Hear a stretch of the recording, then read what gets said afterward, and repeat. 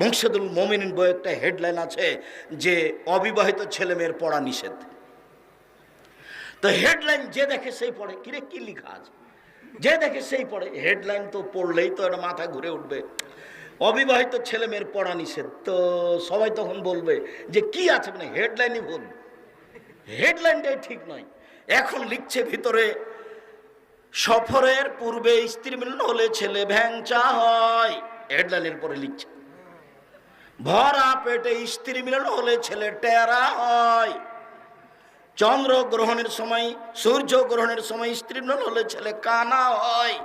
আল্লাহে আল্লাহর কসম, আল্লাহর কসম, ওই হেডলাইনের পরে একটা কথা আল্লাহ রাসূলের নয়, সব সরাসরি কোরআন মাজিদের বিরোধী, আল্লাহর বিরোধী। আল্লাহ স্ত্রীর ব্যাপারে বলেছেন, নিসাউকুম হারসুল লাকুম ফাতু হারসাকুম আন্না শাইতুম, পৃথিবীর মানুষ তোমাদের স্ত্রী